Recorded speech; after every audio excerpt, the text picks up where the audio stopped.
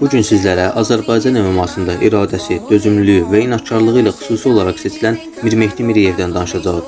12 yaşında idmana karate ilə başlayan Mirmehdi, karatedə ölkə və respublika çempionatlarında nəticə qazandıqdan sonra 15 yaşında MMA-ya keçir. MMA-da həvəskar turnirlərdə və ölkə çempionatlarındakı uğurlu çıxışından sonra 18 yaşında ilk professional döyüşünə çıxır və qalib gəlir. Bundan sonra hərbi xidmətə yollanan Mirmehdi məzuniyyətsiz keçən 25 aylıq hərbi xidmətdən qayıdıb yenidən professional arenada döyüşmək və maddi ehtiyaclarını qarşılamaq üçün kuryer işləyir.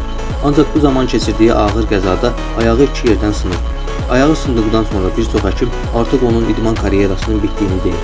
Ancaq o inatkarlığı sayəsində bu cür ağır zədədən bir il sonra yenidən professional arenaya qayıdır. Bu döyüşündə məğlub olsa da güclü rəqibə qarşı 3 raund inatkar döyüş göstərir. Bu döyüşdən sonra Core FC təşkilatında 2 həftə hazırlıq keçərək növbəti döyüşünə çıxır və rəqibinə 2-ci raundda boğucu fəndlə qalib gəlir. Bundan sonra maddi və sağlamlıq problemləri ilə mübarizə aparan Mirmehdi kuryer işlədiyi motosikletini sataraq Taylanda yollanır. Taylanda yollandıqdan sonra da artıq maddi ehtiyaclarını ödəmək üçün davamlı olaraq döyüşməli olur. Heç bir xüsusi hazırlıq olmadan döyüşə 10 gün qalmış qəbul etdiyi döyüşdə də rəqibinə 1-ci raundda qalib gəlir.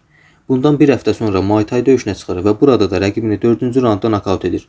Maddi imkanları məhdud olduğu üçün gözləməyə vaxtı yox idi. Buna görə də qarşısına çıxan hər təklifi dəyərləndirib qısa müddətli hazırlıqlarla ringə addımlayan Mirmehdinin növbəti döyüşü dünyanın ən nüfuzlu MMA təşkilatlarından olan One Championship-də olacaq.